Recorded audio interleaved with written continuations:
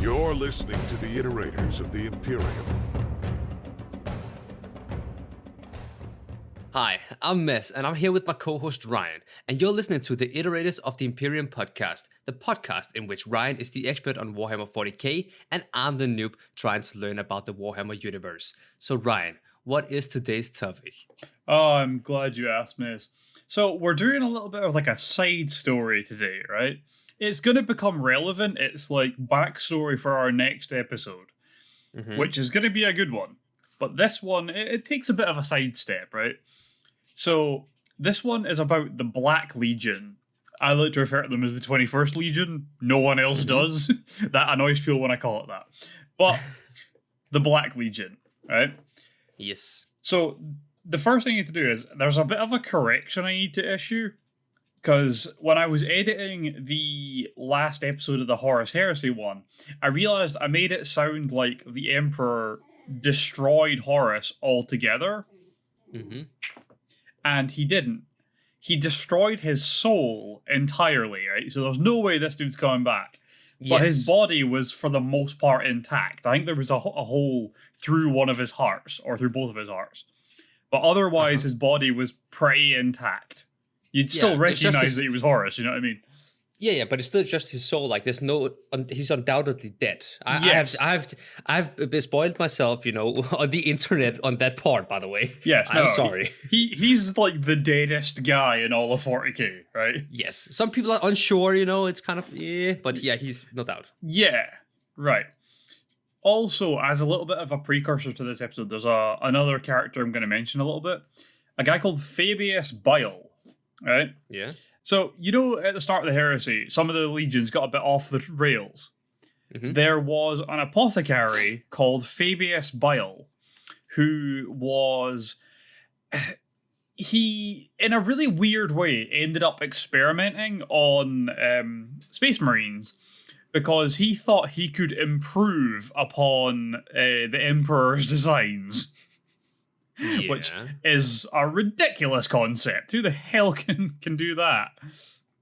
But he was adamant that he could, and he decided the way to do it was using alien genetics. So he took it upon himself, with the okay from his Primarch, to experiment on some of their guys. So there was a few in their legion that got a few weird additional things added to their bodies.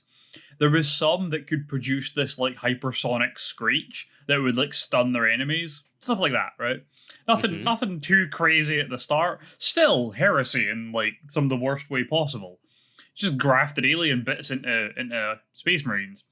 But it obviously gradually got worse and worse, and once they like felt the chaos, I mean, it just got worse from there, you know? Yeah. Not a great situation for anyone. So, I need you to know who that guy was. So he comes up in this story for today. Okay. So, we're going back to the end of the heresy, right?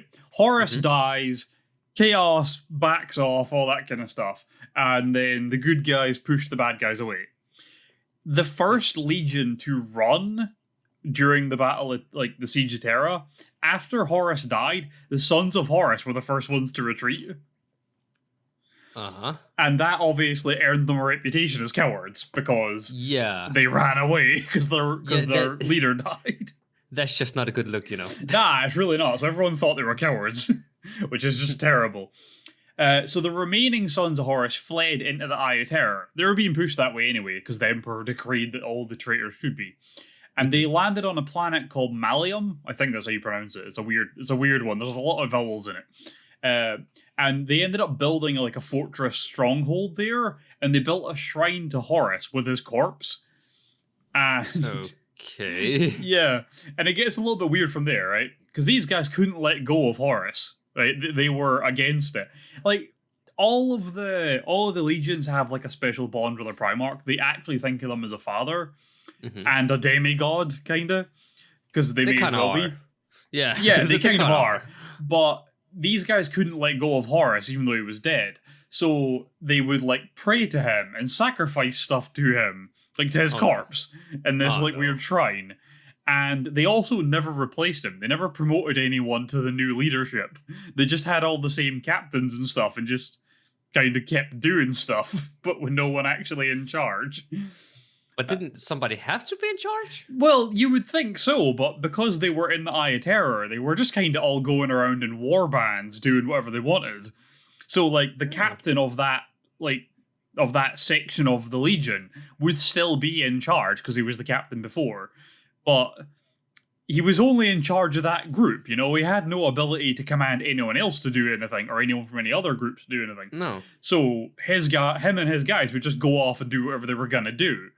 So you ended up with just war bands everywhere. But most of the traitor legions ended up a very similar way. Even the ones that did have their power marks, they just split up into war bands because there was no real need to be united as a legion. It was more beneficial to be split up into smaller armies and just going around doing whatever you were going to do all over the place. Because you kind of just had to be chaotic and violent. You didn't really have to, like, take over strategic locations. Also, because everyone was doing it, you never needed that many troops. Because you were only ever fighting other small groups from other traitor legions. Yeah. Or you were attacking random planets just outside the Eye of Terror and stuff like that. So that's kind of how it ended up within the Eye and for the traitors and stuff. So the Sons of Horus were probably the most aggressive traitors in terms of, like, fighting the Imperium outside of the Eye. Mm-hmm. Probably because they were trying to, like, fix their reputation for being, you know, cowards. Cowards. Heretics. No, they're definitely heretics. They're cool with that one. It's the coward part that upsets them. It's worse than death, you know. It is. It's worse than being a heretic too, even though that usually gets you burnt. But suppose being in the Eye of Terror usually gets you burnt. So yeah, they had accepted that risk. So because they were, like, constantly attacking the Imperium, and they kept doing stuff with demons. They kept trying to find ways to, like, get their guys possessed by demons. But every time the demons left, they would, like, just destroy the body in the process. The body was left as, like, a lifeless husk in the process. So their numbers dwindled pretty heavily. Eventually, they found out a way to be able to, like, you know, keep the body intact with the demon, but that was down the line a bit. So Sons of Horus end up scattered and damaged heavily from war and just not doing too good. And then war breaks out among the traitor legions, like an actual active titled war between all the traitor legions within the Eye of Terror. And specifically the Emperor's children, they really went after the Sons of Horus. They were not having those guys. They hated them since the siege. And they were really aggressive about it. And eventually, they go and they attack the stronghold that they had on Malium and stole Horus's body. Okay. Yeah. So, there's a surviving Sons of Horus captain called Falcus, who organizes a meeting with a bunch of the other war bands. So, the war bands aren't, although they are sections of the other traitor legions, they aren't all technically aligned with their legion, right? Some of them are just like, you know what I mean? There's no point in being a legion anymore. I'm going to go take my ship with my guys and do what I want to do. Because what's the point in this legion nonsense anymore? Like, we're all messed up anyway. Like, we're not going to win this no matter what. It doesn't matter if we're all together. So the war bands kind of went pretty independent a lot of the time. So Falcus has worked alongside a bunch of other war bands in the past, and there's a bunch that he sees as possible allies. So he sends out, like, a call for help to all the ones he considers allies, and only 2 others show up. It is a World Eaters captain and a Thousand Suns captain. Mm-hmm. And when they arrive, they all meet on this, like, old abandoned ship in the middle of this, like, eye of a storm, basically. The idea is it's like a neutral ground because it's none of their own ships. So you can only take, like, a small contingent of bodyguards and stuff like that. You're also supposed to go with, like, your weapons holstered and all that kind of stuff. So that it is a neutral ground for meetings and stuff for the sake of everyone that's involved. And Falcus explains that he has a seer with him. Now, this seer came to him willingly from a different legion. I believe he's a word bearer's psyker who can see the future. And he's came to Falcus, a Sons of Horus captain, willingly, and gave himself up and apparently it's destiny. It's a prophecy. He's supposed to do this. So he came to him to tell him whatever. And Falcus explains to the other two captains of the warbands that the Emperor's children attacked their fortress and stole Horus's body, and that apparently what they want to do with it is clone Horus. Wait, what? Yeah, because the Emperor's children have Fabius Bile on their side, and Fabius is nuts. So he thinks with the body of a Primarch, even a dead one, he can actually clone Horus. He might not be spot on, but a bad clone of Horus is still better than any Space Marine on their best day. You know what I mean? Yeah, I mean, obviously, but still, it sounds like a project that's destined to go wrong. Well, that's what I would have thought, but Fabius disagrees. But then that's kind of like the benchmark for everything he tries to do. It all sounds stupid and like it's going to go wrong. And then it happens to work sometimes. I mean, if it works, it ain't stupid. Well, that's it. But I guess that's like Fabius Bile's motto.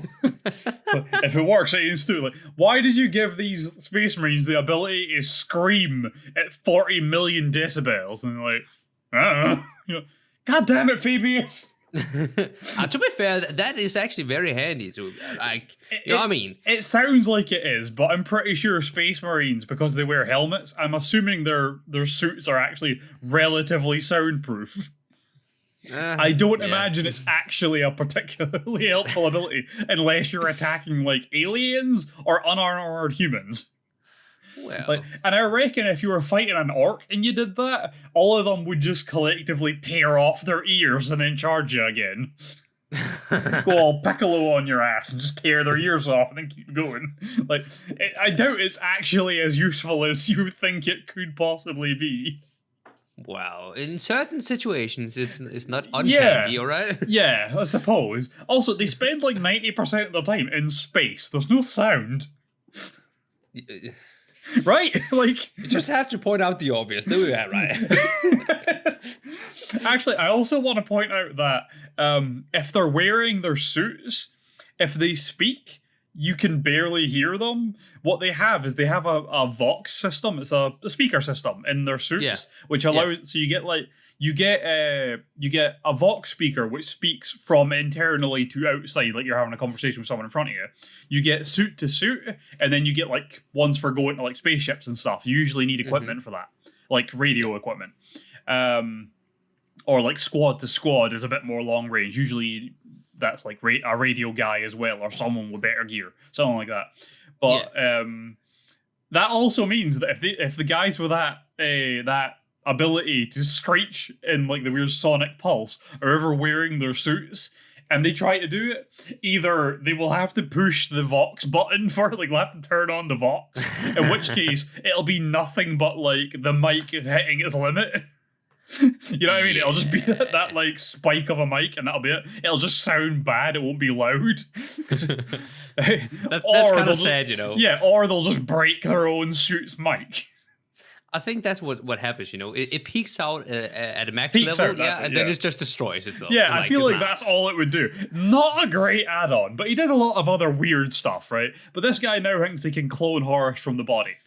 So, the Sons of Horus captain, Falcus, is like, this is what we're going to deal with. We've got to go take these guys down before they start this, right? Because we're not having a clone of Horus run around. That cannot be good for anyone. It's worse for his legion, because sack that, he's our dad. We're not having it. So, it's funny. One of the other captains that he's talking to is like, oh, you know that you have like 20 guys, and we each have like 30 guys, and mine are 1,000 Suns, so they're just dust and armor at this point. We're not going to be able to take out an entire 1,000 Suns. No, we're not going to be able to take out an entire Emperor's Children's stronghold. You know that, right? And he's like, oh yeah, that's why I brought this guy. And he like pulls out the seer that he got from I think it was the word bearers, but it doesn't really matter. The guy came to him. He didn't go hunt him down or anything. He's like, yeah, that's why I brought this guy. Like, this guy, for the record, right, this dude, this seer, right, he has to raise a corpse from the dead to speak for him because his like vocal cords are destroyed. Ugh. It's horrible. He just like, because they're on this abandoned derelict ship, he raises like the captain from his throne, but he's like an ancient dead corpse, so it's like half rotted and stuff. He just talks for him. Hilarious. That's But disgusting. it is. But he explains the Emperor's Children's plan, which is Fabius Bile cloning the corpse Primarch. And he has a piece of information, though. Now, they're back at the Horus Heresy, right, or back during the Great Crusade, all the Primarchs typically had their, like, flagship, right? And they were usually of a very high class. So they were gigantic with amazing weaponry and all this kind of stuff. And some of them were very unique. So, like, Dorn, Rogal Dorn, right? His legion doesn't have a homeworld. They have a gigantic spaceship called the Phalanx that they use as a home base. So they're a nomadic legion. They just travel all the time. But they always just come back to the Phalanx. But a lot of the other legions just had a flagship and a homeworld, and their flagship was like beyond anything else. Now, Horus's flagship, the Vengeful Spirit, is what they ran away in to the Eye of Terror, but has since been lost. Apparently it was abandoned somewhere, and no one knows where. This seer knows where it is, and because it is such a high class of warship, and there's nothing else like it going around in the Eye of Terror, it can be used to just absolutely obliterate the Emperor's Children's stronghold from orbit, and there's nothing they can do about it. So the plan is, we'll just go get this ship, fly to the Emperor's Children's homeworld, and just wipe it off the planet.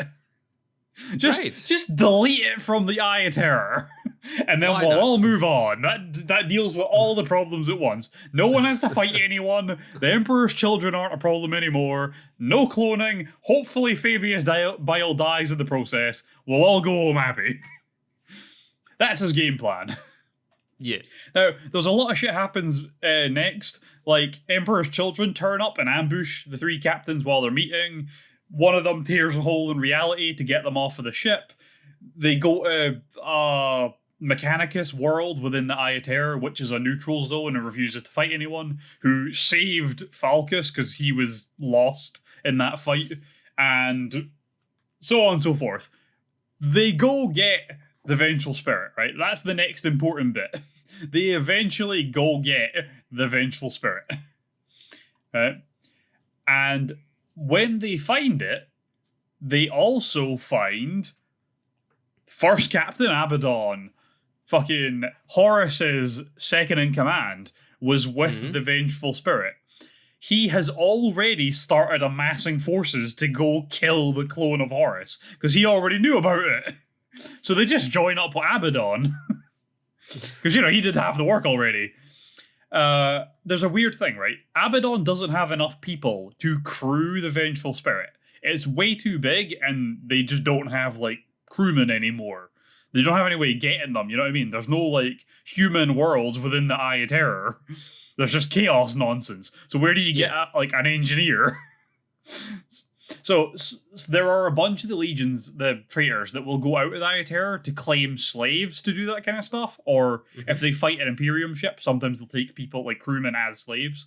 But they never last very long because they're on a chaos ship and everyone's mental and plague-ridden and stuff like that. They just succumb to the Eye eventually. Just from being in it. So nowhere near enough guys, even if they like took all the guys that they brought with them to find the Vengeful Spirit, still wouldn't be enough. Luckily, the Thousand Suns captain has a really weird thing running his ship. He has like an AI that's actually made from like living people's brains all wired into one person's consciousness to give them like they basically are using human brains as insane levels of computers to run all of the ship systems at once. But how what? Magic, okay? It's 40K. He's a Thousand Sun. They're literally all magic. It's magic, okay? I mean that's the only. I thought like Tony Stark, and then you just started speaking about human brains, and I was like, wait, what? Yeah, like they explain it properly in the books, and I have read the first book. I haven't read the second one, unfortunately. I'm currently starting it, but we got to this episode before I finished it. So they do actually explain it properly, but It's using biology for hardware for computing power, okay? Great. That's all you need to know. So, they figure out a way to use that to control the vengeful spirit instead of having to crew it, which is great. So Abaddon takes charge of all the troops that have gathered together, essentially becoming the War Master of the Legion in Horus's stead. Although now there are like World Eaters and Thousand Sons and stuff among the remaining Sons of Horus. So he just gathers everyone together. It's like, look, I'm going to be in charge here. I was the highest ranking member before. I've got a plan. It's my ship. We're doing this. Do what I tell you. And everyone's like, okay. So he leads them. He leads all of his dudes to the Emperor's Children planet of Harmony and the fortress city known as the city of, or the Canticle City. Sorry. That's a weird thing to say. So once they arrive over this planet of Harmony, Abaddon declares his new legion, the Black Legion. They would paint their armor black and throw off the names of their old legion, and with it, Horus. So they were like, look, this is a new thing. We're done wallowing in the past. We're done with our Primarch says. We're done with all of that. We are together for us. This is a brotherhood. There is no one above us. There is no stupid ideals that we have to follow because Dad says so. It's what we want to do, what we think is right. That's what we're doing. Yeah. Also, they look very cool. They I do. just Googled them. Black, silver, and gold armor. Very cool. Very chaos. It looks sick. It is. It's very cool. Space battle soon takes place. All the Emperor's children, like fighter ships and everything, start attacking the Vengeful Spirit. Obviously, the Vengeful Spirit is an absolute tank, so it just starts blasting shit out of the sky, as you would expect. And then, so you would think they were gonna like bombard the Emperor's children's stronghold. They had a better plan. Because they had to like move the whole control system for the Thousand Sons ship onto the flagship, the Vengeful Spirit, to control it, they just use like psyker nonsense to send the Thousand Sons flagship into a collision course with the Emperor's Children's stronghold. They just crash it into it from orbit and just obliterate a huge amount of their stronghold, which immediately breaks their morale and everyone tries to flee. Like, solid plan. You could have done that without the Vengeful Spirit, gonna be honest. You didn't need Abaddon or the Vengeful Spirit for that. So, while everyone's fleeing, Abaddon and his troops, they board Fabius Bile's ship, the Flesh Market, as it's trying to flee. I love that his ship is named the Flesh Market. It's a truly disgusting title. Yeah, it's kind of, yeah. Yeah. I don't like it. It's horrible. Fabius Bile is possibly the most disgusting character in all of 40k. Like, who is it we talked about last time? Goj Van Dyer. That guy is the worst guy. Fabius Bile is the most disgusting. Just truly a revolting human being. Might be a perfectly friendly guy. Should not be allowed near people. No, we should do a tier list at some point, by the way. Oh, we should. That'd be great. Yeah. Like, just ranking guys from, like, amazing to, like, disgusting, like, to human trash. God, that human trash pile would be big. Yeah. Half of them would be good guys as well. That's the worst part. It's not even like it's just the bad guys that end up on the low end of that scale. Half the time the good guys are worse than the bad guys. Like, at this point, Abaddon's kind of a cool guy if you look at his story. If you look at it from anyone else's point of view, it's terrible because he was just like crashing ships and stuff. But like, from his guy's point of view, he's a great guy. He's a great leader. Yeah. Yeah. So, they board Fabius Bile's ship. They get to like his central lab and they find partially made clones of all 20 Primarchs. Because they're partially made, the Abaddon's guys just murder them. They just straight up murder them. They're just like, they're terrible. Like, they're kind of scary, and then you realize that it's like just, it's not really what it's supposed to be at all. So they just murder them. So Fabius gets really pissed off because they just murdered all of his like half-done work that took a lot of work. So he unleashes the clone of Horus that he made, which is fully made. Now, the clone is wielding Horus's actual mace, Worldbreaker, which is an incredibly powerful weapon. Mm-hmm. And the clone is very powerful. It's not exactly right, okay?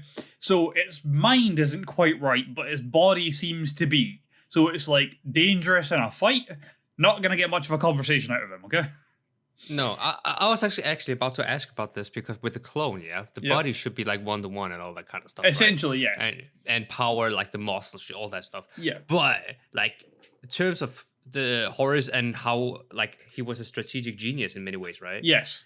You're not gonna get that kind of quality because, like, surely do you have to take a soul from somebody else to put into that clone, right? Or is this like organically made from the bottom? Like, how does that? I don't think the clone actually requires a soul. I think it would definitely require a soul if it was like, say, Magnus, because he's based on his psychic powers. But I think you can have it function by infusing it with all the chaos magic and stuff like that. But I don't think it's like anywhere near the same level of like a reverberation with the warp that it would have with a real soul. But I think it's like enough that it would get by and be functional. But Horus wasn't really one for magic anyway, so I don't think you'd really notice much of that.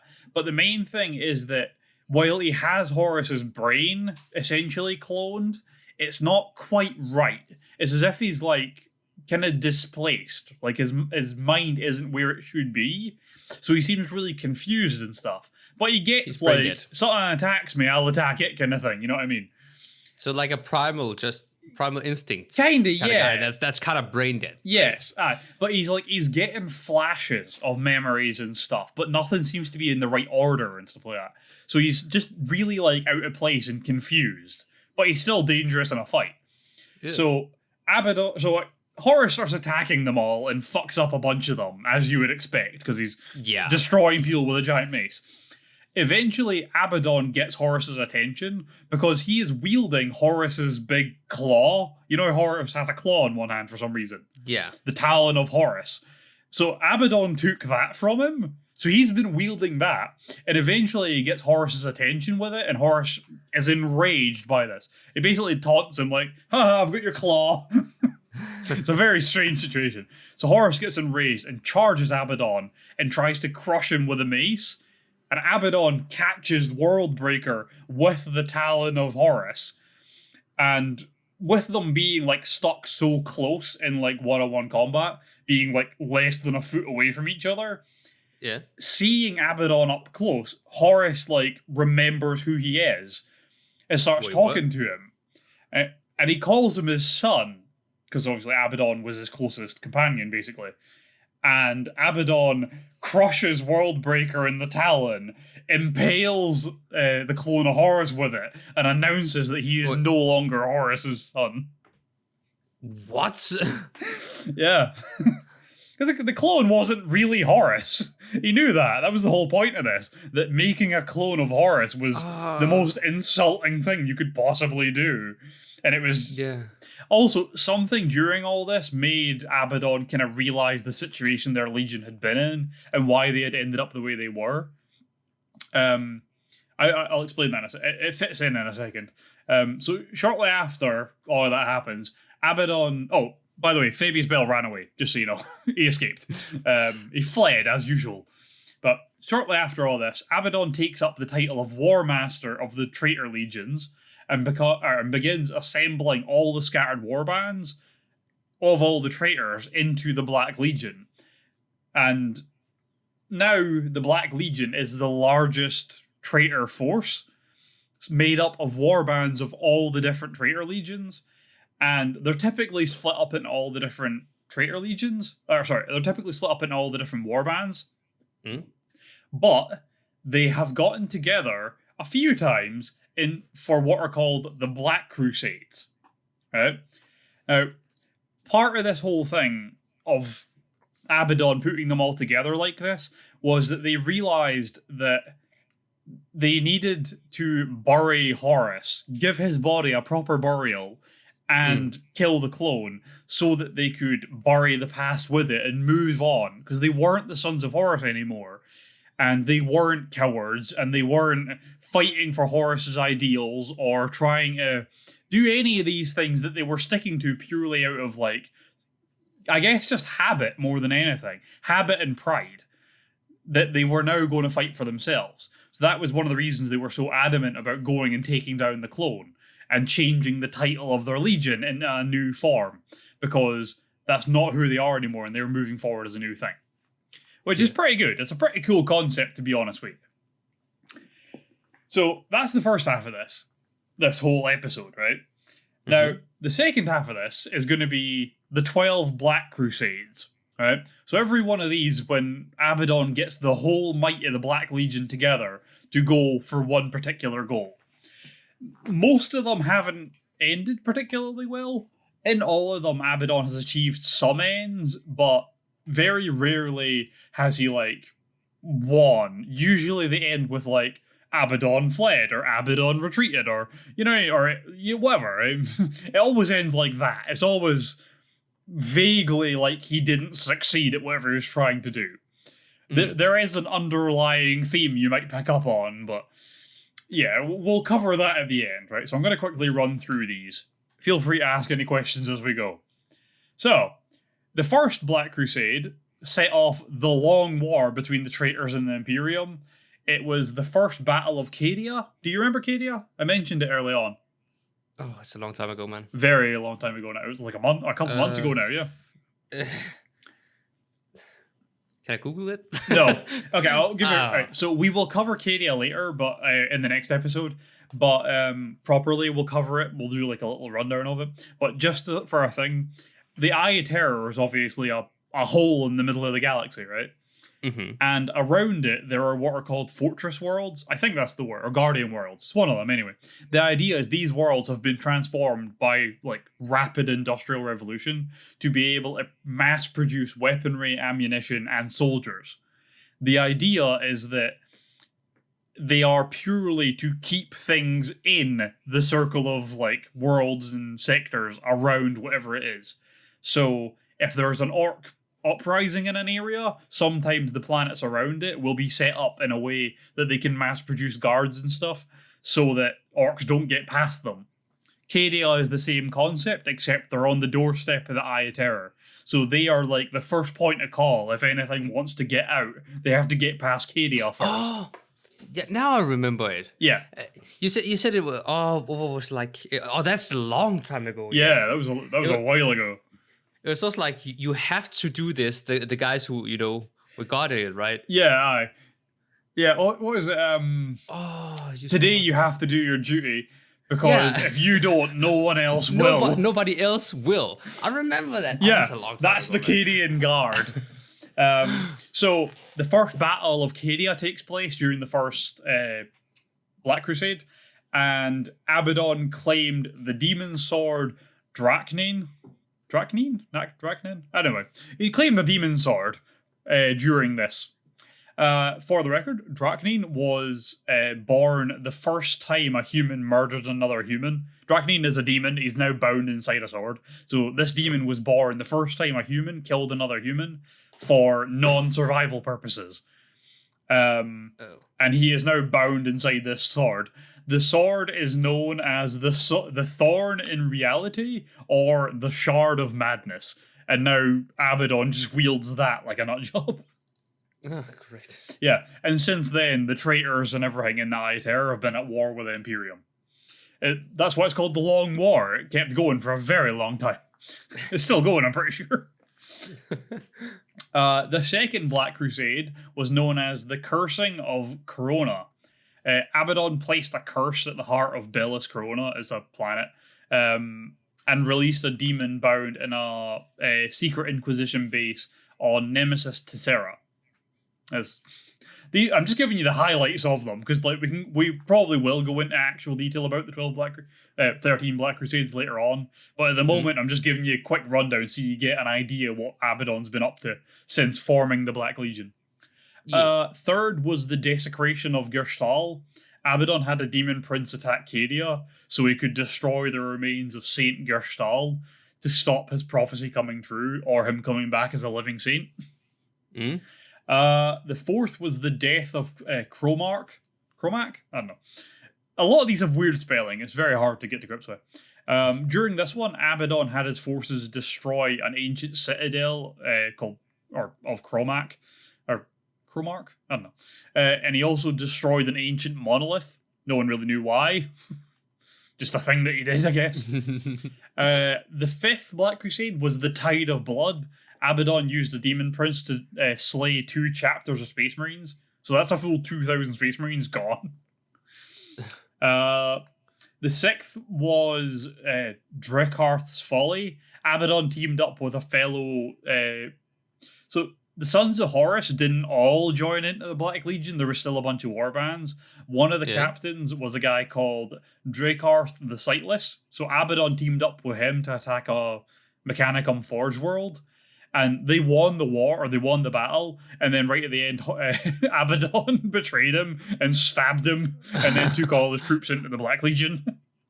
Well, great. Because fuck you, Drekkarth, you sightless wank.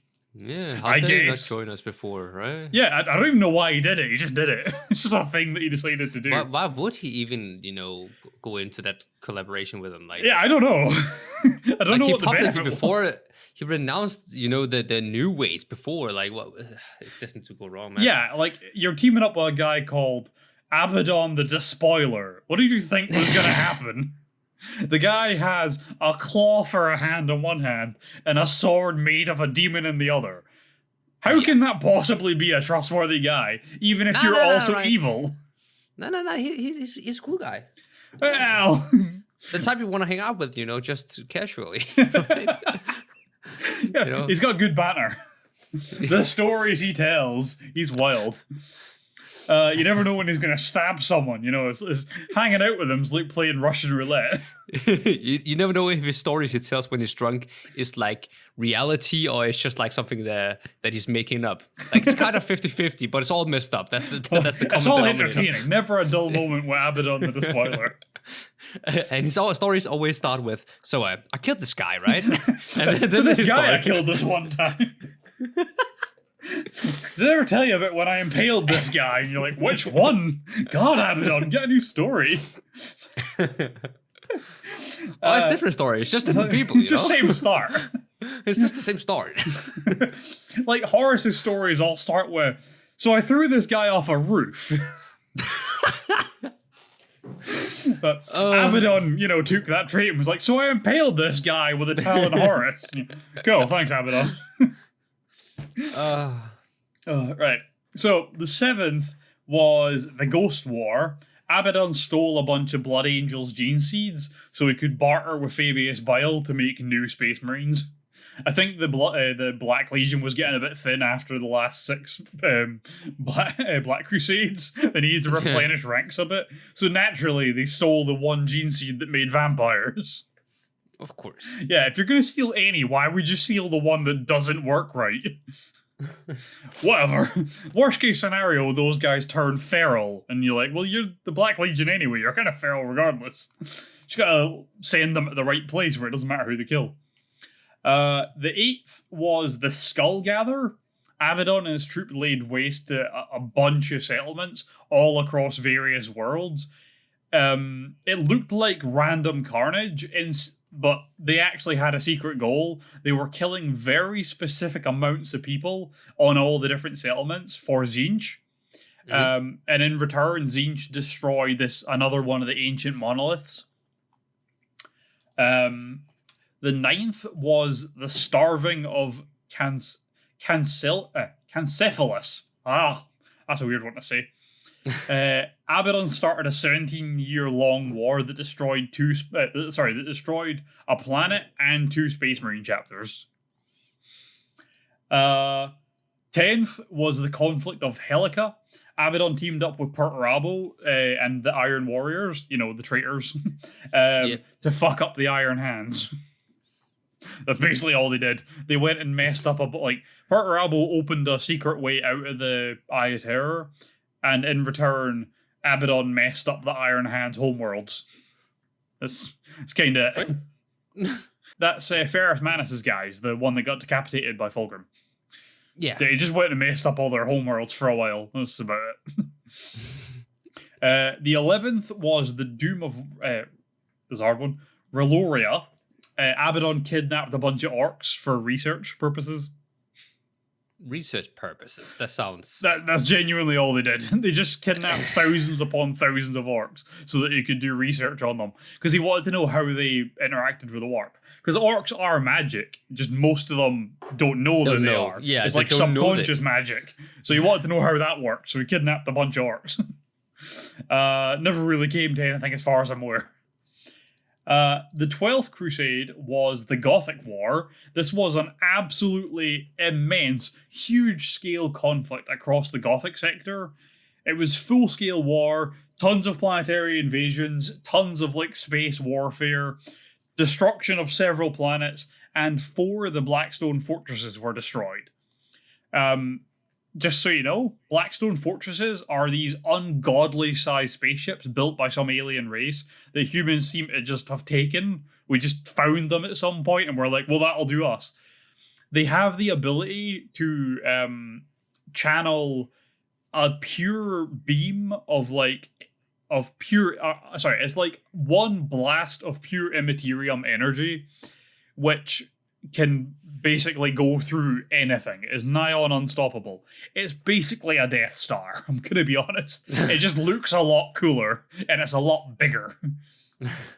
But 4 out of 6 of them were destroyed during the Gothic War. Funnily enough, they had the ability to focus the weird blast they could do through other Blackstone fortresses to make an even stronger blast. Mm-hmm. Very cool. But now there's only 2 left, and Abaddon has them. Great. So, not a great situation. Nope. So, from there, we are all set to run into the next episode, which is going to be a 2-parter, right? This is the 13th Black Crusade. It is a big deal. Abaddon actually manages to do something this time. You have mentioned this briefly before and said we will come back to this later. I guess it's later now. Well, next episode is later. Well, next episode. Yeah. I just put people up, it's a bit of a teaser. Oh yeah, you gotta have a bit of a teaser. Yeah. I've been making little notes of it once in a while, because there's a bunch of stuff I have to do before we start the next episode. Okay. So there's a bunch of precursor information you need before we do it, because it's not going to make any goddamn sense otherwise. Because there's a lot of stuff happens in this one. So it's kind of a weird one, right? Because so much goes on that if you didn't know who these characters were before they came up in this part of the story, it's a lot of explaining at the time and it'll sidetrack away from the story. So we're going to start the next episode with a little bit of a prologue where we talk about a bunch of characters and a location. Mm-hmm. Right? So the next episode is probably going to be kind of a long one. This might actually turn into a 3-parter. I would assume it'll be a 2-part, but it might turn into a 3-part if this prologue thing takes longer than I'm expecting. Yeah. But just to give you an idea, right? We are going to talk about the planet of Cadia because it's important. So we're going to get a bit more information about the planet of Cadia. We are going to talk about, this is a hard one to say, Ursarkar E. Creed, who is a commander of the Cadian Guard, right? He's a big character in the 13th Black Crusade. We are going to talk about Trazyn the Infinite, who is a Necron Lord. He plays a role. Cool guy. First time talking about the Necron properly. We talk about Celestine, the Living Saint. Fairly self-explanatory. She's a saint. We talk about Inquisitor Greyfax, who is an Inquisitor of the Imperium, those guys. Burn your planet and whatnot, because you're heretics. Belisarius Call, Archmagos of the Adeptus Mechanicus. So he's second in command of the Mechanicus, just so you know. And Yvrain, who is an Eldar, or Eldari person. who accidentally forms a new cult stroke religion within the Eldar. And then we get on to the 13th Black Crusade, because all of these characters and Cadia as a location are major stuff within the events of the 13th Black Crusade. And if we bring them up one at a time and explain them as we go, we'll be at it for days. And you'll also lose the story. So what we'll do is we'll give you a quick rundown of the key features of each of these, and then we'll go on to the 13th Black Crusade. Yeah. Sound good? That sounds good to me. Fantastic. Now, me and you are hopefully going to do the 2 episodes back to back, like over a weekend, so that you have the story all quite close together. Obviously, It's still going up week apart. Yeah. Sorry about that, guys. Yeah. Trust me, it'll make it flow more reasonably when you're listening to it. Yeah, it will. Yeah. But I think that's us. I think that's us cover the 13th Black Crusade and Abaddon and all his nonsense and Horus dying twice and whatnot. Oh, his clone. He's already dead. So yeah, he's real dead. And now the clone's real dead. He got impaled. He's dead, and then he died. Yeah. Yeah, that's all for us today. Thank you guys for listening, and tune in next week for more Iterators of the Imperium. Bye. Peace.